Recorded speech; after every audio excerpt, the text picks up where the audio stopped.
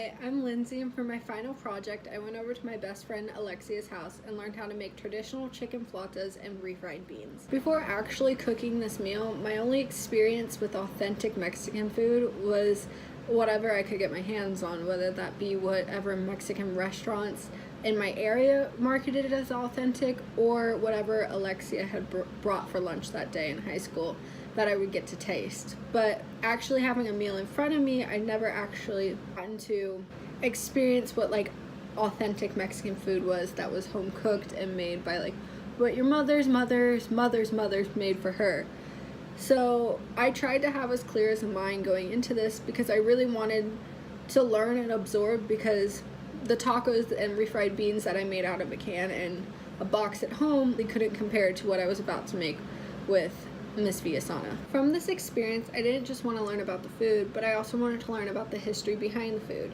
I've been best friends with Alexia now for about 6 years, and as much as I know her for her dislikes, likes, aspirations, I didn't really know her family history or where she comes from. After preparing and sharing a meal with Alexia's family, I feel closer to Alexia than I ever have before. I learned why Alexia holds family so close to her heart and why she always has to be home for dinner, no matter what. It's because her mom makes sure that everyone at the end of the day shares a meal together. And it's been a family tradition for as long as her mom can remember and her mom's mom can remember to always sit down and share a meal at the end of the day. One takeaway I had from this experience is that Mexican food is a very broad umbrella. I originally thought that the flavors of Mexico were all the same wherever you went and were featured in almost every dish.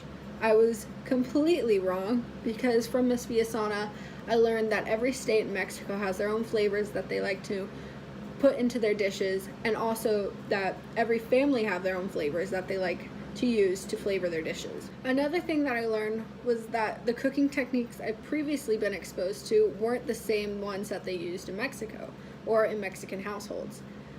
I learned that to smash the refried beans, they use a mortar and pestle.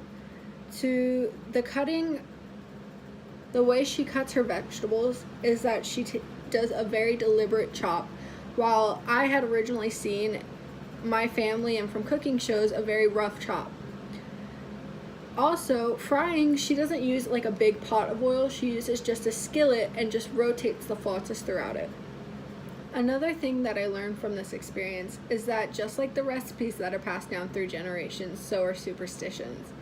One superstition that I got to observe is that you cannot watch the beans while they're cooking or they won't taste right. The last takeaway, and what I think the most important takeaway from this experience is that food holds the same purpose in both my household and Alexia's household. It's meant to bring the family together and allow for conversation between the family members. What was difficult about this experience is that I had to completely trust Miss Villasana and what she was trying to teach me.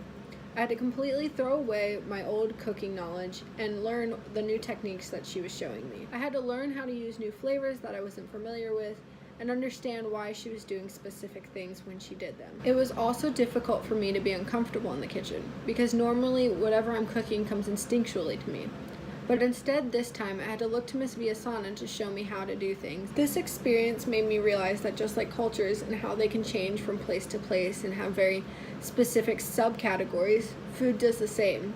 Mexican food is such a broad category for what really is such a broad range of subcategories that has completely different flavors from one another. This assignment helped me realize that I don't know everything, and that the ways I know aren't the only ways that work.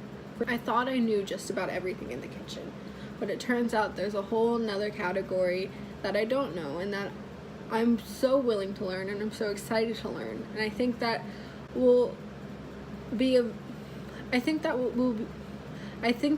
very valued trait when I'm working with students, because I'm able to think about things from different point of views now than I originally thought.